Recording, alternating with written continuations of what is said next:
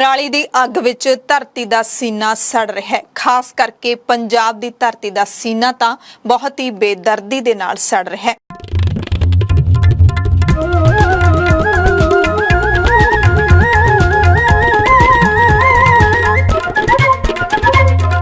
सत श्री अकाल जी। दा खालस टीवी देखने वाले देश दुनिया के साडे सारे दर्शकों का बहुत बहुत स्वागत है। प्राइम टाइम दे नाल मैं हरशरण कौर। भला तुसी ही दसो कि अनभोलपुणे दे विच किसी जीव दी जे जान चली जावे तां मनुख नूं की कोई फर्क नहीं पैंदा जां मनुखी हिरदा तड़फ नहीं उठदा। कणक दे नाड़ नूं लाई अग कारण राख बणी एक 1.5 साल दी बच्ची दे पिंजर नूं देखदे इस सारे सवाल मनुखता दे अगे उठ खड़े होए होणगे।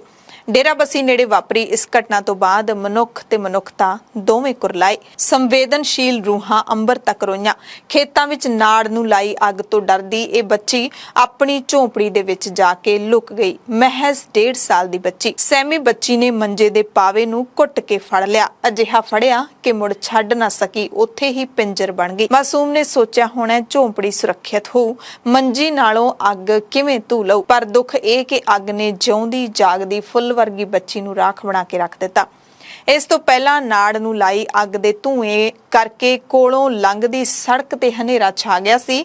ड्राइवर दे हत्थों स्कूल बस तिलक गई। बस विच सवार बच्चे खेत दी नाड़ नूं लाई अग विच झुलस गए सी। ये दुखांत कोई पहला वरतारा नहीं है। झोने दी नाड़ नूं किसान अग लावे जां बिजली दीयां तारां खेतां दे विच खड़ी कणक नूं फूक देण, मनुख दे पल्ले तां सिर्फ रोना ही रोना रह गया। ताज़ा जिहड़ी दर्दनाक घटना वापरी है डेराबस्सी दे पिंड मुंडरा दे नेड़े नाड़ नूं अग लाउण कारण भड़की अग ने मुंडरा पिंड दीयां 40-45 झुग्गियां साड़ के सुआह कर दित्तियां। बहुत ही दर्दनाक सी वो तस्वीर देखना जिहदे विच मंजी नाल चिंबड़ी अनभोल बच्ची दा पिंजर दिखाई दे रहा सी जो जिउंदी जागदी अग विच मच गई। वड्डी मंग उठी तां डेराबस्सी दी पुलिस ने किसान जीत सिंह दे खिलाफ परचा दर्ज कर लिया ते कार्रवाई होनी भी बनती सी। किसान कह रहा है कि अग लाउण नूं असीं मजबूर आ क्योंकि किसान चंगी तरह जानदा है, किसान नूं पूरा इलम है कि अग लाउण दे नाल धरती दी हिक विचों 32 किलो यूरिया, 6 किलो DAP ਅਤੇ 50 किलो पोटाश ते 38 टन ऑर्गेनिक कार्बन बर्बाद हो जाती है। एक किले चों 2.5 ਤੋਂ 3 टन पराली पैदा होती है। सरकार अलगर्ज है, हाकम बेपरवाह, प्रशासन बेरुख है। हिरदा तपदा तां सिर्फ किसान दा है। रवायती पार्टियां तां झोने दी नाड़ नूं अग लाउण दा बदल देण तो असफल रहीआं ही रहीआं ने, पर आम आदमी पार्टी जिस तो लोग बड्डियां उम्मीदां ला के बैठे ने उस दे राज दे विच भी खेतां चों बराबर धुआं ते अग दीयां लाटां बराबर उठदियां दिस रहीआं ने। ज्यादा आस इस करके कीती जा रही सी क्योंकि पिछले समय दे विच दिल्ली दे मुख मंत्री अरविंद केजरीवाल जिहड़े कि आम आदमी पार्टी दे कन्वीनर ने, जिन्हां दी पार्टी दी सरकार ऐतकी पंजाब दे विच बनी है, लगदा सी कि कौमी कन्वीनर ऐतकी पंजाब दे विच भी कोई अजिही प्रणाली तैयार करनगे, कोई अजिहा ऐलान जरूर करनगे कि किसान नाड़ नूं अग ना लाउण। क्योंकि अरविंद केजरीवाल इल्जाम लाउंदे रहे ने कि पंजाब दी नाड़ नूं लग्गिया धुआं दिल्ली दे विच जाके प्रदूषण करदा है, तां फिर ऐतकी उन्हां वल्लों भी कोई ठोस ऐलान नहीं कीता गया। ते अग दी खेड जिथे इन्नी बर्बादी कर रही है उत्थे मनुख दी सेहत लई भी कई तरह दीयां बीमारियां दे रही है। वातावरण दूषित हो रहा है, धरती दा अपना सीना मच रहा है। पर कौन साहिब नूं आखे इंज ना इंज कर। रुख हुंदे तां मावां वर्गे ने, पर पुत्तां दीयां अखां दे मूहरे अग दी लपेट विच आके झुलस जांदे ने। पुत्त ही इन्हां रुखां नूं लाउंदे ने, पुत्त ही पालदे ने। ते बड़ी ही माड़ी गल है कि जदों पुत्त कह रहे हैं किसान नूं, पुत्त खुद ही खेतां दे विच जो नाड़ नूं अग लाउंदे ने तां इन्हां रुखां नूं आप ही साड़ दिंदे ने। ऐना ही नहीं, जी जंत भी इस अग दे विच आके सड़ जांदे ने। खेतां विच रहण वाले बहुत सारे जी जंत हुंदे ने, मिट्टी विच बहुत सारे जीव जंतु रहिंदे ने, नाल वगदे खालां दे विच बहुत सारे जी जंतु हुंदे ने ते सड़कां दे किनारिਆਂ ते भी हुंदे ने। ऑक्सीजन भी घट रही है, मनुख लई साह लैना भी औखा होण लग्गिआ। किसान तर्क दे रहे ने कि साडे कोल कोई चारा नहीं है, पर चाहे तो चारा हर चीज़ का निकल सकता है। जे किसान पूरा 1.5 साल दिल्ली दीयां बरूहां ते बह के जित अपने हत्थां विच लिया सकते हैं तां फिर इत्थों दीयां सरकारां तो भी वो अपनी मंग मनवा सकते हैं। जे सरकार की गल कर लईए तो सरकार दीयां स्कीमां सकत्रे दीयां फाइलां गर्दे दे भार हेठ दब के रह गईयां ने। उंज किहड़ा मसला है जिहदा हल नहीं हो सकता, बशर्ते कि कुछ करन दी इच्छा शक्ति होनी चाहिए है। सरकार हरेक मनुख नूं एक रुख लाउण दा सुनेहा दे रही है। पिछली सरकार ने भी श्री गुरु नानक साहिब ਦੇ 550 ਸਾਲਾ ਪ੍ਰਕਾਸ਼ ਦਿਹਾੜੇ ਤੇ 5.5 ਲੱਖ ਰੁੱਖ ਲਾਉਣ ਦਾ ਦਾਅਵਾ ਕੀਤਾ। ਪਰ ਸੱਚਾਈ ਤਾਂ ਇਹ ਹੈ ਕਿ ਜਿੱਥੇ ਗਈਆਂ ਸਰਕਾਰਾਂ ਉੱਥੇ ਗਏ ਰੁੱਖ। ਤੁਸੀਂ ਆਪ ਹੀ ਦੱਸਿਓ ਕਮੈਂਟ ਕਰਕੇ ਕਿ ਤੁਹਾਡੇ ਪਿੰਡ ਦੇ ਵਿੱਚ ਤੇ ਤੁਹਾਡੇ ਸ਼ਹਿਰ ਦੇ ਵਿੱਚ ਸਰਕਾਰ ਨੇ ਕਿੰਨੇ ਕੁ ਰੁੱਖ ਲਾਏ।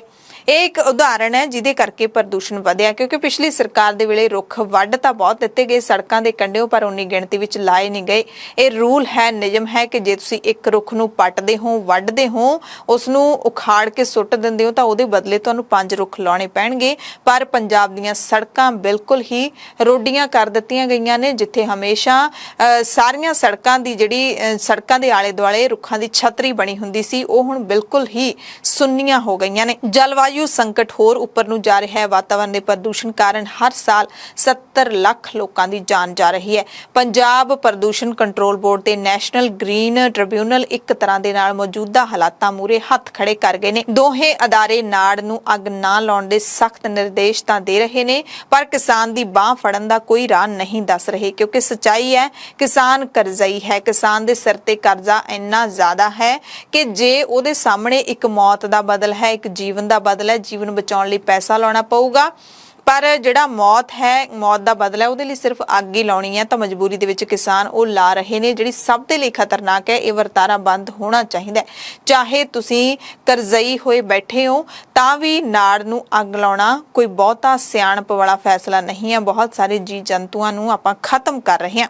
ਇੱਕ ਨਵੀਂ ਖੋਜ ਦੇ ਮੁਤਾਬਿਕ ਕਣਕ ਦੀ ਨਾੜ ਨੂੰ ਅੱਗ ਲਾਉਣ ਨਾਲ ਜ਼ਮੀਨ ਦੀ ਉਪਜਾਊ ਸ਼ਕਤੀ ਘਟਦੀ ਹੈ, ਫਸਲ ਦਾ ਝਾੜ ਹੇਠਾਂ ਡਿੱਗ ਰਿਹਾ ਹੈ, ਵਾਤਾਵਰਣ ਤਾਂ ਪਲੀਤ ਹੋ ਹੀ ਰਿਹਾ ਹੈ। ਪਸ਼ੂਆਂ ਦੇ ਲਈ ਹਰੇ ਚਾਰੇ ਦਾ ਸੰਕਟ ਖੜਾ ਹੋਣ ਲੱਗਿਆ। ਇੱਕ ਮੱਝ ਹਰ ਰੋਜ਼ 20 ਕਿਲੋ ਤੂੜੀ ਖਾ ਰਹੀ ਹੈ, ਤੇ ਜੇ ਨਾੜ ਨੂੰ ਅੱਗ ਲਾ ਕੇ ਖਤਮ ਕਰੀ ਜਾਓਗੇ ਤੇ ਤੂੜੀ ਕਿੱਥੋਂ ਲੈ ਕੇ ਆਓਗੇ? ਪਸ਼ੂਆਂ ਦਾ ਢਿੱਡ ਕਿੱਥੋਂ ਭਰੋਗੇ?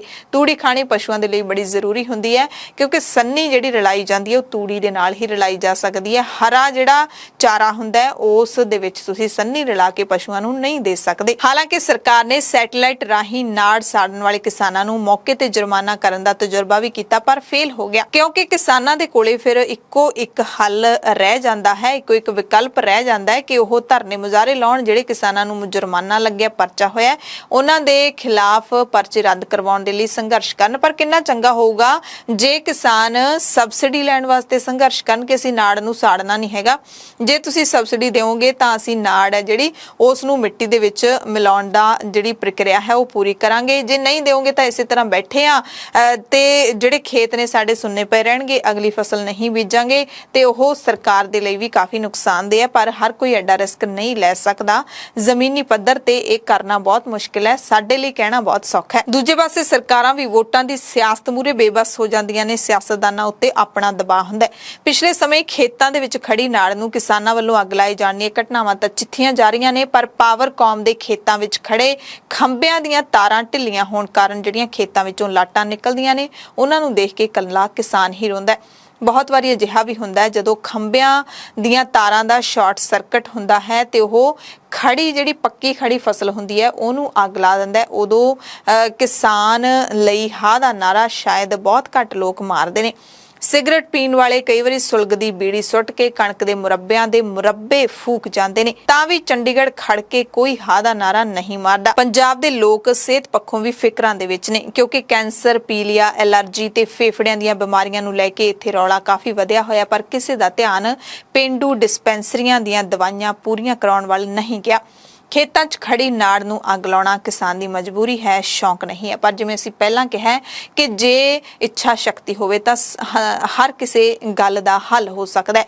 ਪਰਾਲੀ ਨੂੰ ਖੇਤਾਂ ਵਿੱਚ ਕਪਾਉਣ ਦੇ ਲਈ ਕਿਸਾਨ ਦੇ 1 ਕਿੱਲੇ ਦੇ ਵਿੱਚ 3 ਤੋਂ 4 ਹਜ਼ਾਰ ਰੁਪਏ ਲੱਗਦੇ ਨੇ। ਜਿਹੜੇ ਛੋਟੇ ਕਿਸਾਨ ਨੇ ਉਹ ਐਡਾ ਖਰਚਾ ਨਹੀਂ ਚੱਕ ਸਕਦੇ, ਪਹਿਲਾਂ ਹੀ ਕਰਜ਼ੇ ਦੇ ਨਾਲ ਝੰਬੇ ਪਏ ਨੇ।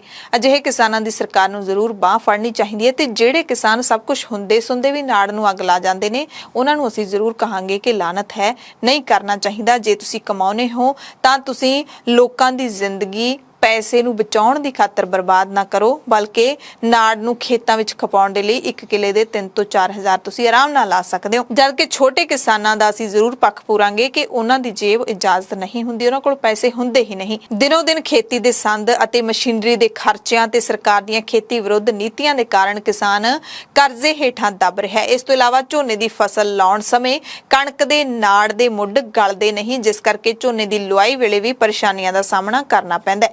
ਜੇ ਸਰਕਾਰ ਸੱਚਮੁੱਚ ਨਾੜ ਨੂੰ ਅੱਗ ਲਾਉਣ ਤੋਂ ਰੋਕਣ ਲਈ ਸੁਹਿਰਦ ਹੈ ਤਾਂ ਕਿਸਾਨਾਂ ਨੂੰ ਪ੍ਰਤੀ ਏਕੜ 5000 ਰੁਪਏ ਦੀ ਸਬਸਿਡੀ ਦੇਣੀ ਬਣਦੀ ਹੈ। ਪਰਾਲੀ ਨੂੰ ਅੱਗ ਲਾਉਣ ਵਾਲੇ ਕਿਸਾਨਾਂ ਨੂੰ ਜੁਰਮਾਨੇ ਲਾ ਦੇਣ ਨਾਲ ਇਸ ਸਮੱਸਿਆ ਦਾ ਹੱਲ ਨਹੀਂ ਹੋਣਾ। ਸਮੱਸਿਆ ਦਾ ਹੱਲ ਸਬਸਿਡੀ ਦੇਣ ਦੇ ਨਾਲ ਹੋਣਾ ਹੈ। ਲੋੜਵੰਦ ਕਿਸਾਨਾਂ ਨੂੰ ਸਬਸਿਡੀ ਮਿਲਣੀ ਚਾਹੀਦੀ ਹੈ। ਕਿਸਾਨਾਂ ਦੇ ਖਿਲਾਫ ਨਾ ਜੁਰਮਾਨਾ, ਨਾ ਪੁਲਿਸ ਦੇ ਪਰਚੇ, ਇਸ ਦਾ ਕੋਈ ਹੱਲ ਨਹੀਂ ਹੈ। ਇਸ ਸਾਰੇ ਕਾਸੇ ਦੇ ਨਾਲ ਮਿਲ ਕੇ ਨਜਿੱਠਣ ਦੀ ਲੋੜ ਹੈ, ਕਿਉਂਕਿ ਸਾਰੀ ਜੇ ਅਸੀਂ ਕਿਸਾਨਾਂ ਦੇ ਸਿਰ ਹੀ ਸੁਆਹ ਪਾਈ ਜਾਵਾਂਗੇ, ਉਹਨਾਂ ਨੂੰ ਹੀ ਜ਼ਿੰਮੇਦਾਰ ਠਹਿਰਾਈ ਜਾਵਾਂਗੇ, ਤਾਂ ਸਿਸਟਮ ਜਿਹੜਾ ਗਲਿਆ ਪਿਆ ਉਸ ਨੂੰ ਕੌਣ ਪੁੱਛੂਗਾ। ਸੋ ਦੋਵੇਂ ਬਰਾਬਰ ਦੇ ਜ਼ਿੰਮੇਦਾਰ ਨੇ। ਦੋਵਾਂ ਨੂੰ ਹੁਣ ਜਾਗ ਜਾਣਾ ਚਾਹੀਦਾ, ਹੋਰ ਮੌਤਾਂ ਨਹੀਂ ਦੇਖ ਸਕਦੇ। ਪ੍ਰਾਈਮ ਟਾਈਮ ਦੇਖਣ ਵਾਲੇ ਸਾਰੇ ਦਰਸ਼ਕਾਂ ਦਾ ਧੰਨਵਾਦ।